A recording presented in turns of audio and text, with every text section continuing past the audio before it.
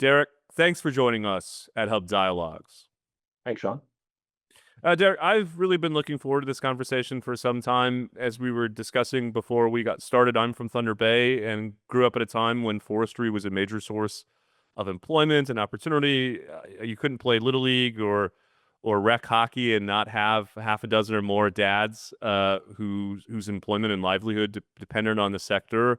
It's been through some ups and downs, but I think you have a really exciting and positive story to tell about the future. But before we get there, I just want to spend a bit of time situating the sector for our audience, including its different component parts and how it all fits together, from logging to processing to distribution. What's a mental model for understanding Canada's forestry sector? Yeah, and maybe just in starting, I'm from Pembroke, Ontario originally, where our junior hockey team was called the Lumber Kings Of and had course. a few great battles against the Thunder Bay Flyers back in the 80s. Yeah. I'm the grandson and the son of pulp and paper union workers in Pembroke. So I feel I bring a pretty unique perspective to the job in that I grew up in a forestry family. Yeah, so, interesting time, and we'll get into some of the details, but just stepping back, I think one of the things, that was very clear to me growing up in the Ottawa Valley, it all starts in the forest, around good forest management, and, these are families that live, work, and play in these communities. Doing right on the land base is a pretty big priority, and those inherent principles of sustainability and renewal are really important when you grow up in communities like we did. Um, and in the forest, we're seeing a lot of innovation compared to what I saw before. I think about that interconnected value chain, and we're seeing a lot of work on wildfire risk detection and lidar, which is basically radar and sensory technologies. But the work does all start in the forest, and I think where Canada is really unique in forestry, we mainly are operating in public forests. Over 90% of the land on which Canada's foresters are working in commercial forestry is under the purview of provincial governments. So what comes with that, and I think this is important to talk about the federal layer on top of this later, but what comes with that is a tremendous amount of rigor around, considering mammals, birds, and fish in that forest, looking at water and peatlands, Indigenous and non-Indigenous community values. All goes into the planning that starts in the forest. And then from there, the logs go to the sawmill, which is where the lumber and the products that build up our communities comes from. But what's often forgotten is how interconnected the industry is. So when that log leaves the sawmill and that, there are chips, there's bark, there's sawdust, then that goes to other places to make pulp, to make paper, to make bioenergy, to make biochemicals. It's an industry where, the success of those along the whole value chain is very important. If our pulp mills are struggling, that's bad news for our lumber mills and vice versa. So I think two really unique pieces here that's often not understood about forestry in Canada is that we're operating primarily on public land, which comes with a tremendous amount of obligation, and a responsibility to do right by the land base, and then also that interconnected nature of the sector and the value chain. Against that backdrop, Derek, you recently published an op-ed at the Hub where you talked about moving the sector from what you characterized as a narrative of decline to one of growth and getting its quote swagger back. Uh, Again, for the purposes of situating our conversation for our audience, what is the state of play of Canada's forestry sector in 2025? What are some of the key indicators that gives you confidence about this shift to a story about growth and opportunity? Yeah, I think our sector, there's a lot of our sector's a lot of about Canadiana, if you will. I think we all know the Log Drivers Waltz and Big Joe Mufferaw and some of those legendary kind of characters and creative pieces that were linked to the forest. But we're a lot more than that, and I think people are often surprised when I talk about the jobs in the sector. We're 200,000 direct jobs still across this country. Well, We've got over 500 sawmills operating across Canada today, about 150 pulp and paper mills. So these mills are really, they're an important fabric of these communities across the country, despite the decline, despite certain categories, especially in the paper categories, and a lot of change happening there. But we do see an opportunity, as we work through this trade challenge and just the geopolitical issues around us all over the place. We are seeing opportunities through international market diversification, through the development of new innovative products, and just the whole notion that you can basically get from a tree the same that you can get from a barrel of oil. I mean, there's a lot of opportunities in that biochemical and biofuel space. And then also the housing issue, as we try to fill what 3.5 million units so in the next few years. The a strong domestic industry is going to be critical to helping bridge that gap. And all of that starts with an industry that's set up to succeed, not one that's piled on with regulation and stifled and in decline, which is what we've seen the last number of years. Yeah, I want to seize on the point about innovation and technology because having spent time in policy circles, Derek, I think it's fair to say that the sector is often underestimated. It goes back to the old nostalgic idea, as you say, of Canada as a quote, hewer of wood and drawer of water. What's wrong with that narrative today? How does it conflict with the type of innovation and technology that you're seeing fundamentally reshape the sector? Yeah, I think the current housing landscape and opportunity is a great example of what's possible. We have some, the term mass timber, which is basically, layers of wood that are glued together or nailed together to make a more robust a pillar or column to support, tall, and building structures that we can live in and work in. This is an industry where it's worth a few $100 million in Canada right now, but this could be a multi-billion-dollar industry in the next 10, 15 years. And that's all about innovations in building codes, innovation in product development. And we're seeing the Prime Minister talk a lot as we talk about Build Canada Homes and Yes. modular and prefab. That innovation, you look at a country like Sweden, where, factory built homes is over 80% of where Swedish homes come from. Well, In Canada, we're in the low single digits. And I think there's some perceptions to overcome there when we talk about modular factory builds as well. But I think the housing piece is a great example of where we're seeing innovation and where we could be building homes and structures not only faster and cheaper, but also in a way where you're not bringing as many trucks into the community. Because think about building with Lego, and that's almost what mass timber and prefab and modular work really looks like when it hits the street level. yeah, you anticipated my next question, which is precisely about housing, which has become a major issue in the country. It's something we talk and write a lot about at the Hub. Why don't you just elaborate a bit more, Derek, on how your industry fits into these broader discussions about expanding Canada's housing supply?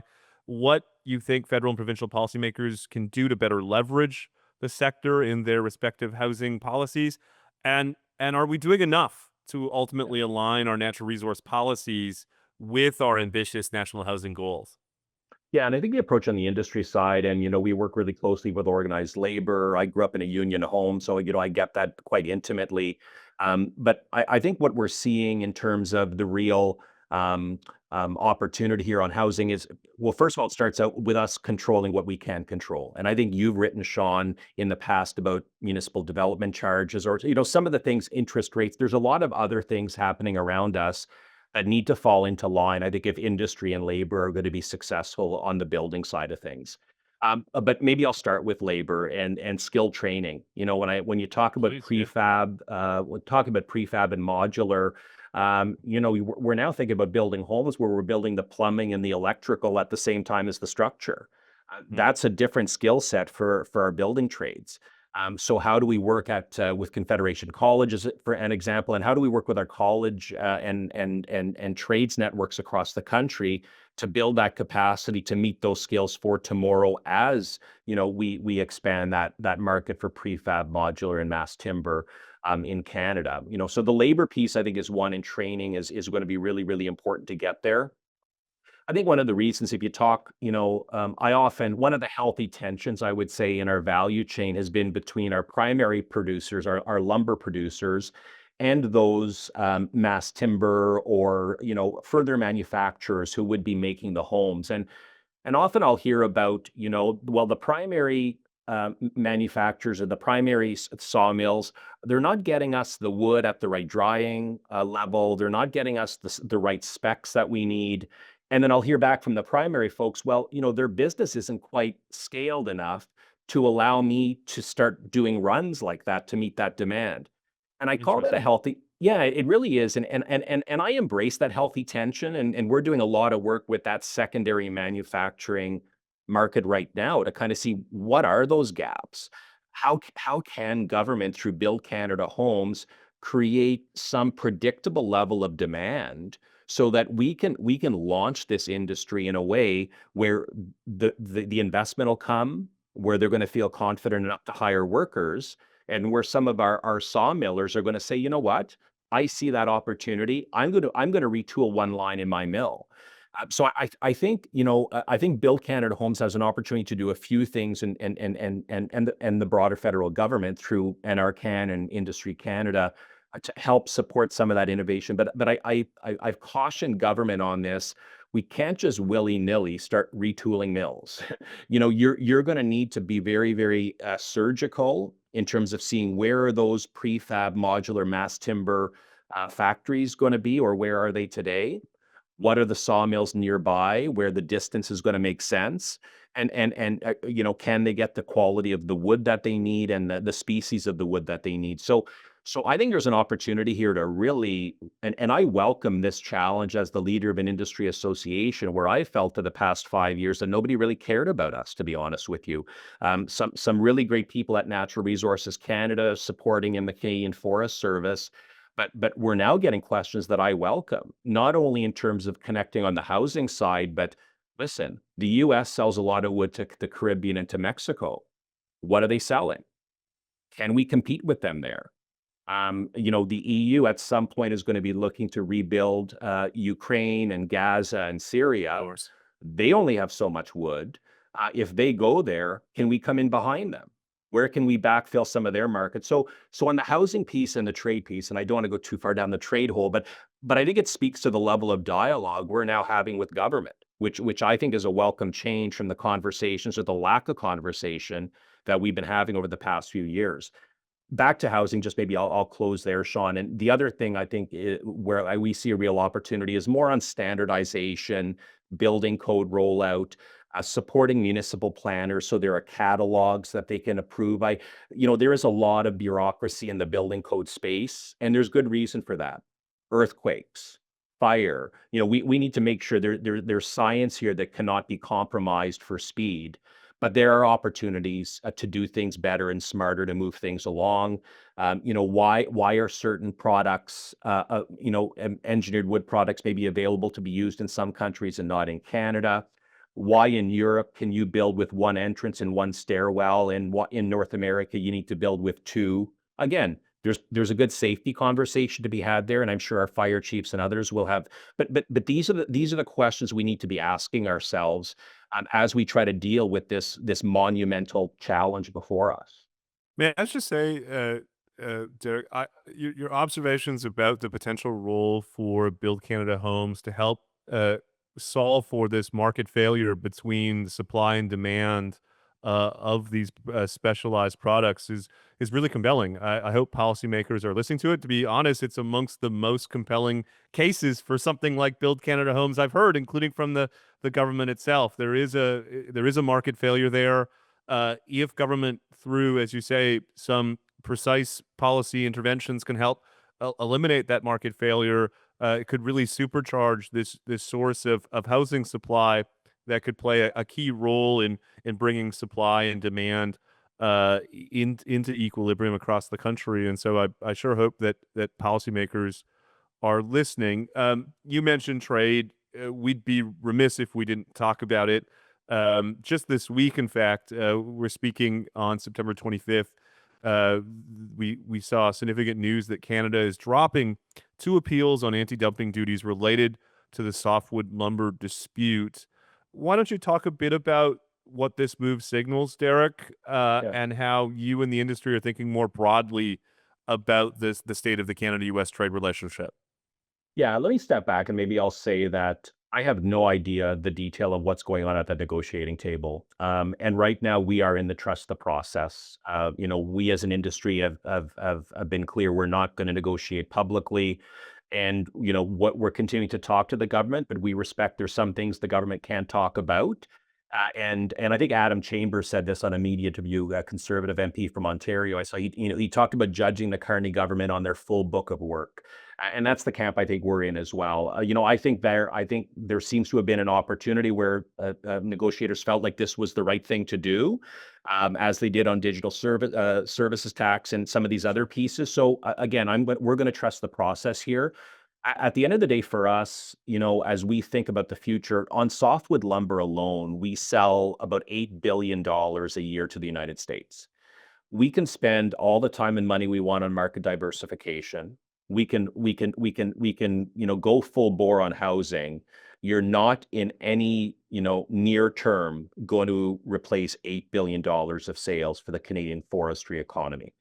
And so that's why for us, we see, if I could even use the term normalized trade with the US, that's quite a relative term maybe for the foreseeable future. But if we can move to more of a normalized trade environment with the US, and if we can get a deal, that's the number one priority. I think from a forest sector perspective, if you would have asked me about 10 weeks ago how we were feeling, we were frustrated that we were not heard in the same sentence as steel, aluminum, and auto. I bristled every press conference I saw the prime minister or any cabinet minister give and not mention lumber when we've had duties on our softwood lumber since 2017. And I think the duty piece has really escalated because, from 2017 till a few months ago, we were kind of in that 5 to 17% for the most part during relatively not bad markets. But when you get up to 35 plus in a soft market, it's tough. So we really welcome the announcement that the Prime Minister made at Gorman Brothers Lumber in Kelowna there back at the beginning of August. We welcome that we are at the adult table now in this discussion with other hard hit industries or tariff exposed industries.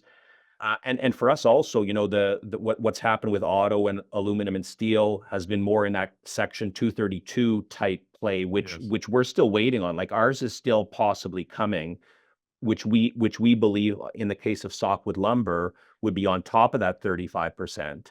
And it would also be a tariff that would extend possibly to the broader value chain, which would be very, very very difficult, maybe to put it mildly, for our sector. So I think that's where we're at on the trade piece, but we got to be able to walk and chew gum at the same time here. You know what I mean? Like, although it's a longer, slower burn on housing and on international market diversification, we got to get on with it. And I mentioned the opportunities that might come in Europe and with some of Europe's customers.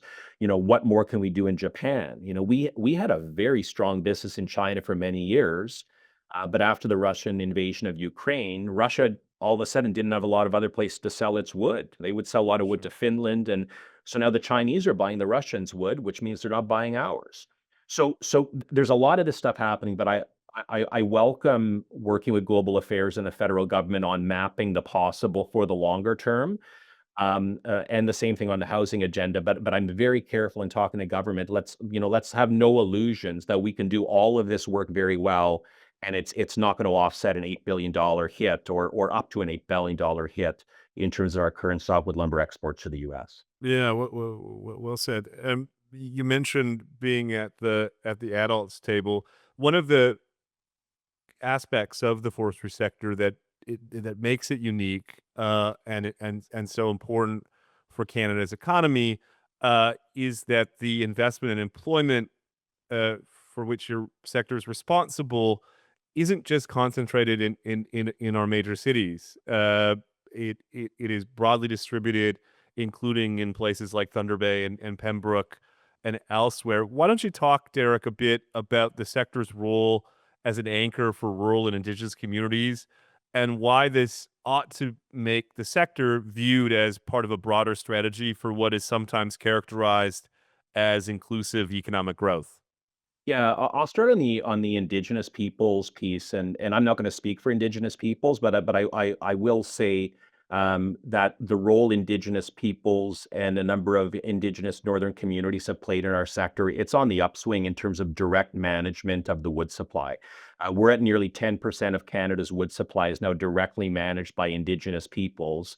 And that doesn't talk about the joint ventures Oh, and the MOUs and a number of the other working agreements. So, if you looked at the staff numbers, you would find that about 12,000 Indigenous peoples work in forestry across Canada. We have over 1,000 Indigenous-owned forestry businesses operating across the country.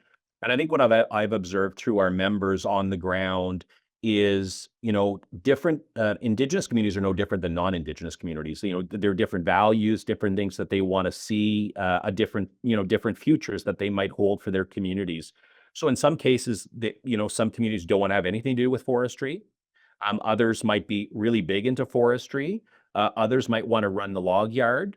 Others might want to plant trees. So I think what I'm seeing on the ground is the importance of those relationships and those conversations between forestry companies and Indigenous peoples and First Nations leadership in their communities. So that's really important, and I think it's also just critical on social license and moving forward. yes. That's a big important when you're working on in the people's forests. What I'll say on rural piece, and I feel really strongly about this. I remember talking to Lisa Wardley, who's a counselor in Mackenzie County, which is in northwestern Alberta, and Lisa would always remind me, when you're talking to people in Ottawa, remind them that the people who work at our mills are either married to or living with nurses, teachers, pharmacists, restaurant workers. If we lose the mill, we lose other key jobs in our community. And I feel that very strongly. I think that's one thing that's often forgotten. And in some communities, like, listen, if it's not the only, if it's not the only game in town, it's one of the biggest ones. I was in Chetwynd, BC. That's a community of 2,500 people with a big West Fraser mill. That's key there. Whitecourt has two or three mills in that community of 10,000 people. I remember being in the Paw, Manitoba, 7 hours north of Winnipeg. 500 people working at the mill, and even more in woodlands operations in a town of 4,500. So you can feel it in these communities. I remember being in Whitecourt and seeing the logos of a couple of our companies at the local ball field. So there's a real important connection point. I think those of us who've grown up in communities like Thunder Bay and Pembroke can relate to that quite intimately. Totally. But I have the privilege in terms of traveling across this country and visiting these communities, and I'm seeing it, and it keeps me pretty grounded in an advocacy job here in Ottawa, right? Having because I do, as the leader of this industry association representing forestry, feel a tremendous amount of obligation to make sure that the voices of those people are heard, and politically they are really not heard very much. When in 2015, when Trudeau was elected the first time, we had quite a few members from forestry communities on the government side. That really slid off the last few elections. We've seen a bump up in the last election, which is great. But coming from a rural and northern community, you gotta fight a bit differently and be a bit louder, and that's where our mayors, our local chambers of commerce are so important. Our union partners, our Indigenous partners are so important to try to bring the voice of those communities so we can protect and hopefully start growing jobs in those towns and cities. Yeah, such a powerful point, Eric. I would just say in parentheses, we've published research and analysis at the Hub in the past that shows that while most countries around the world have experienced over the past quarter century or so what's sometimes called job dislocation, which is to say the share of mid-skilled jobs has fallen and the share of high-skilled and low-skilled jobs has increased. Canada's natural resource sectors in general and forestry in particular has been a bulwark against those trends. That the forestry sector provides a high-paying, high-quality jobs to people across the skills distribution, and as you say, in communities all across the country. And we shouldn't take that for granted. Not only are those anchor firms that produce multiplier effects in the community, they're also a source of employment that if it goes, it's hard for those communities to replicate at the scale and quality that comes from the sector. And for that reason, it only reinforces in my mind that it's one that that policymakers uh, ought to pay close attention to. In that vein, a major policy priority for you and the team at FPAC has been what's sometimes characterized as regulatory efficiency. It covers issues like the duplication in processes like environmental regulation or intergovernmental permitting. From your perspective, in basic terms, what would a more streamlined and smarter regulatory framework look like? And maybe address directly the concern that people might have about diminished environmental standards. How do you balance high environmental standards without the types of costly delays that we typically experience? That, of course, can be a deterrence for private sector investment. Yeah, that's a really important point, and we're anytime we talk about regulatory efficiency, I can name the activist groups that are going to be coming after me to accuse us of rolling back. This cannot be a race to the bottom. Yes. We do not want to compete with the human rights track record of some countries we compete with globally, and our customers who buy from Canada for a reason because they know we manage our forests well, because they know they're getting a quality product. They know we treat our people well, and Canada's brand is really strong for those reasons. So the last thing we're interested in is seeing any kind of rollback of that. As we look, as we look at the opportunity here, and it goes back to one of the first comments I made around the rigorous provincial frameworks and the all of the community consultation that's done and all of the ecosystem science work and assessments that are done to roll up into a plan that is then approved by the province and in the majority of the parts of the country subject to an independent third party certification and auditing, to do all that work and then have the federal government at the 11th hour or a mid-level official from Environment Canada saying because they were petitioned that a species of a certain mammal might be having a problem, to upend all that planning and stop forestry is nonsensical. I think I think there's and this is where I think this is the biggest challenge in this job and that foresters have. You are dealing with multiple values and Yes. sometimes competing values, right? Like if you're looking at if you're in Western Canada and or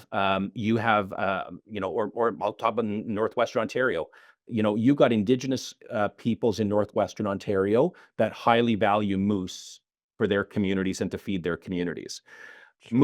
Moose and caribou prefer different habitat conditions.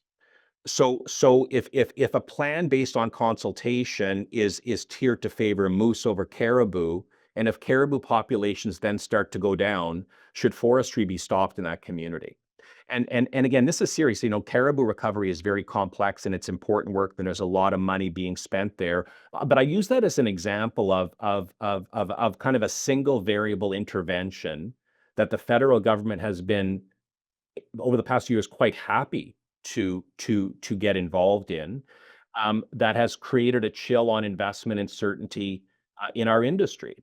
And as I think about what we need to do to get more capital to Canada to support the retooling of mills, companies need to know that they're going to be able to access the land base for the next 20 years at least. There needs to be that certainty in the business of what we would call access to fiber for those. And again, that's not at all costs. So I don't want to be misunderstood here in terms of there are going to be single variable ecological or species at risk issues that need to be dealt with.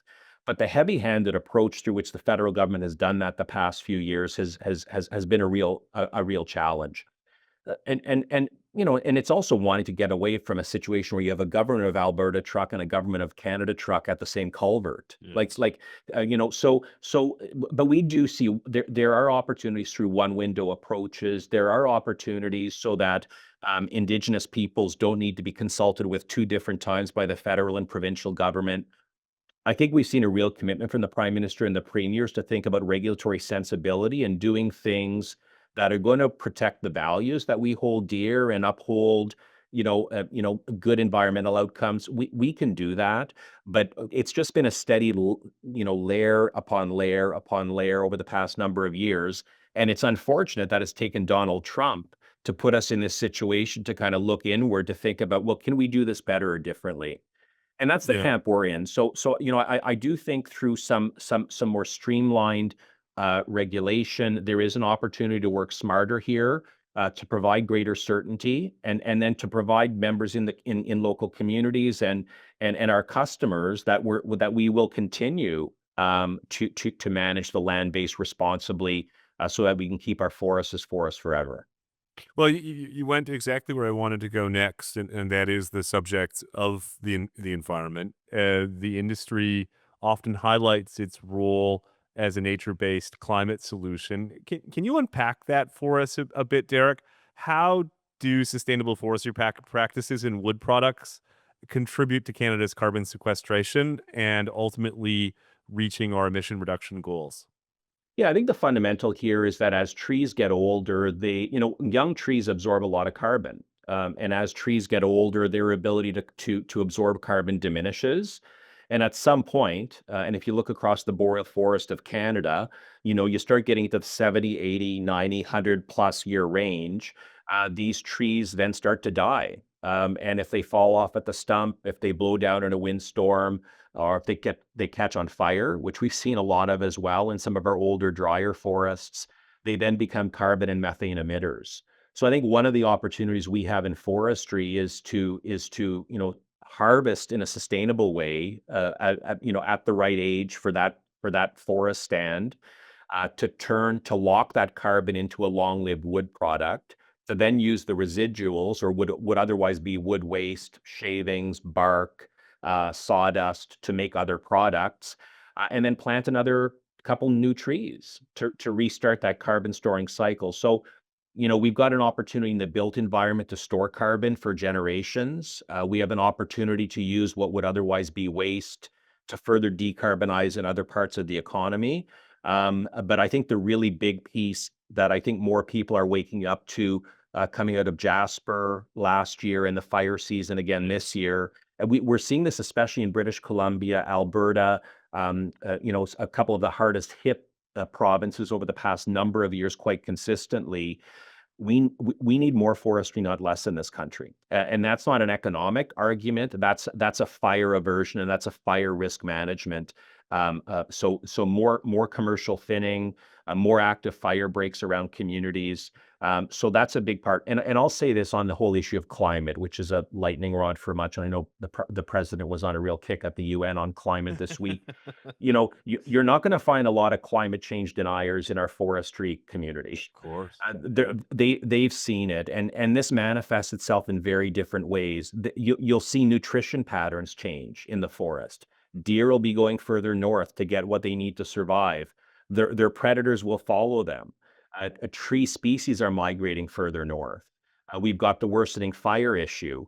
And I think in forestry on the fire piece, we get caught in the middle of this climate debate. And listen, I will say, yeah, sure, there are a lot of human caused fires, depending on half or more human caused or by lightning, and it could be an ATV or a quad spark coming off. But what's making the fire issue worse in this country is the dryness of our forests. A spark can start a catastrophic fire that can go on for kilometers. So it's the dryness of those conditions, I would say, where our foresters are seeing that challenge. As we talk to the federal government about regularly and provincial governments, the forest sector here can be one of the most important tools in the toolbox to mitigate further risk by looking at where are the trees denser, where are they drier, where are they at more risk, how can we do more breaking and more proactive management to reduce the risk of catastrophic fire. Yeah, well said. Let me put a penultimate question to you about a subject we touched on earlier, and that is the workforce for the sector now and into the future. Uh, what does it look like, Derek, in your mind, and what are we doing to attract and educate a new generation of skilled workers to these high tech, high paying jobs in communities across the country? Yeah, some of them are very fundamental existing trades, stationary engineers, pipe fitters, machine operators. Some very important jobs that are quite attainable, I would say. But I think one of the bigger issue that we have to do to make our sector even more attractive. It's things at the community level, like ensuring there's broadband internet access in these communities, so families will feel comfortable and will be okay with moving there. Does the hospital have a maternity ward? Or am I going to be, in northeastern British Columbia and need to travel 400 kilometers to have my baby? And if further complications, heaven forbid, I got to go to Vancouver for maybe a couple months. So, Yes. so some of these fundamentals, I think, in our community, like, because these are great places. You talk to anybody, as I tour the people love going fishing on the weekend, and they do stuff with their kids, and they're, vibrant communities in a lot of these towns and cities across the north. But I think a big part of it is making northern rural communities a more attractive place to be. So people want to go there. Then there's the other side, is the element of the new and emerging skills. And, we talked earlier about mass timber and modular. Like, this is, like I said, plumbing is going to be different when you're doing it in a factory versus in an already framed home. So how can we work with our trades union partners and our colleges and academia to deliver on those? So we're doing some more work here to look at what does that future, what are those jobs that are going to be required in the next 20 years in our sector. I think that's a moonshot that every industry is looking at. But our industry definitely has a lot of retirements coming over the next 20 years. And the other thing about the decline we've seen too is, I've heard this from some people in the mills that I visit. I don't know if I want to tell my son or daughter to work in forestry. Like, I've heard that, because we have had a period of relative decline. We've lost since 2017, 10,000 jobs have we've lost in this sector. That's not a great selling tool. But I think what we are seeing in this moment, as we work through the current trade challenges, as we think about new markets to sell to, the new innovative products that are coming online, the opportunity on the housing agenda, I think the industry has a moment to put itself in the window in a different way. And a big part of that is going to be focused on that labor force of the future. Well, that is a great transition to my final question. We started the conversation talking about a decline, shifting the narrative from decline to growth, and forestry getting its swagger back. Uh, Paint a picture, Derek, for our audience, 5 years, 10 years, maybe even 25 years down the road. Uh, if if we're successful in leveraging this extraordinary natural resource we have to the economic benefit of communities and the country, what does that look like? Help us understand. Yeah. Well, you look at the next few years, and there's global market growth for our products. And given Canada's reputation internationally, people want to buy from Canada. We're seeing over the next number of years the demand for wood increasing 4.5 to 5% a year. We're seeing pulp demand increase, 3.5, 4% a year over the next few years. That's what the analysts are saying. The other piece we have going for us is the quality. There's a reason why Americans want Canadian wood. It's because it's better to build with. You put some of the southern yellow pine stuff on a train from Florida to Colorado, it's not going to look the same when it gets to Denver. But in Canada, the longer, colder growing cycles create properties in our fiber that home builders want to frame houses with. So I think that's a huge opportunity. The pulp out of our northern forests have properties that make them very absorbent. Quality tissue companies want Canadian northern pulp. So I think we've got those going for us. I think the home building piece is a game changer, and I think this realization and the opportunity to connect the primary sector to this massive domestic need. I think this is a huge opportunity for our sector. Again, overnight, it's not going to address our trade problems with the U.S., but for the future, it can build a brand new, robust industry where, I'm ready to have the conversation with our partners in the modular sector to think about what's the export opportunity once we figure out this domestic stuff. Like, if we get Yes. really good at this, what is the opportunity to bring homes to other parts of the world? So, yeah, I think, I've said to a couple MPs in recent days, I've never felt there's an existential threat and risk before our industry right now with this trade stuff with the US and where geopolitics is going.